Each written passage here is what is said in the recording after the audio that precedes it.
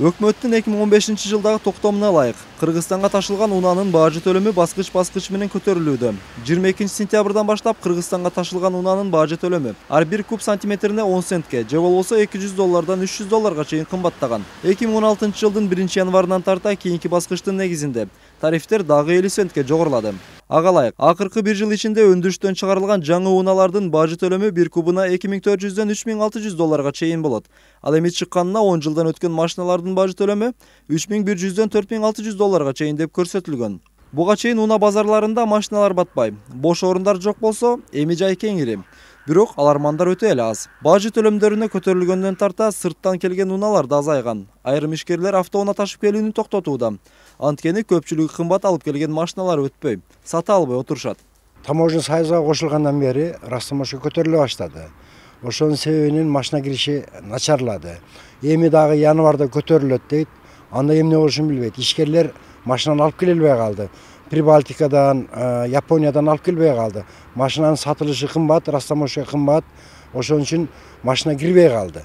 Растаможка кымбаттаган сайын машинанын баасы кымбаттап атпайбы. Ошон үчүн аларман клиенттер да жок болуп атат, сатаргандар дагы банкрот болуп атат. 2015-жылдан баштап өлкөнүн ички рыногундагы унаалардын баасы жогорулаган. Ошон менен катар эле алармандардын саны да солгундай түшкөн. Буга чейинки ыңгайлуу баада алуу мүмкүн болгон унаалардын наркы менен азыркы баада айырма чоң. Машиналардын кымбаттаганы жарандарга таасирин тийгизүүдө. Муну мындай караш керек, поколение болгондо кандайдыр бир бала өзүнүн баралына жетип, акчасын топтогондон кийин ал машина алыш керек. Машина алайын десе, унаанын баасы кымбаттап атат. Ошо растаможканын негизинен да эми. Бажы төлөмдөрдүн негизинен кымбаттап атат.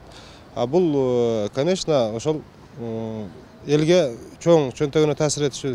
Евразия экономикалык биримдигинин алкагында бир катар шарттар каралган. Алардын бири сырттан кирген унаалардын болгон бажы наркын мүчө мамлекеттердеги наркка теңөө. Өкмөттүн планына ылайык унаалардын бажы төлөмүнүн көтөрүлүшү 3 этап менен жүргүзүлмөк.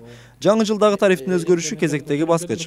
Талдоочулардын айтымында бажы төлөмүнүн көтөрүлгөнүнүн таасири бир жылда сезиле баштайт. 1-январдан баштап бул ишке аша баштады, бирок аны биз айтайлы бир жыл сезбейбиз. Эмне үчүн? Себеби азыр ички авторынок ошол керектүү автоунаа менен камсыз болгон. Ички рынок азыр ал кыйынчылыктарга чыдай алат да. Бирок айтайлы 1-2 жылдан кийин бунун кыйынчылыктары уже жөнөкөй сатып алуучуга сезиле баштайт. Ушундай жактары бар да.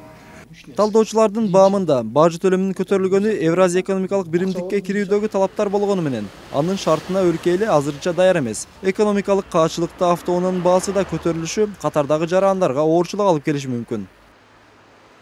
Эми элдерге кыйын да растаможка көтөрүлгөнү. Арзан болсо жакшы болот эле. Kimdedir alıp jakat, kimdedir ve aşı manandaqa özümüz maşinalar endi nimalar o'tadi. Bizga arzonroq bo'lgani yaxshi-da, kelgani yaxshi-da. Ekonomishni mashinalari, hadovoylar hamma yo'g'i yaxshi-da.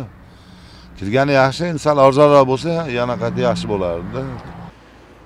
Четтен келген унааларга бажы төлөмүнүн жогорулашы бир тарабынан өлкө казынасына салымы чоң. Анткени Кыргыз Республикасынын бюджети салыктан жана бажы төлөмдөрүнөн түшкөн каражаттарга көз каранды. Эрмек Муратбек уулу, Азам Бузириков, Ынтымак.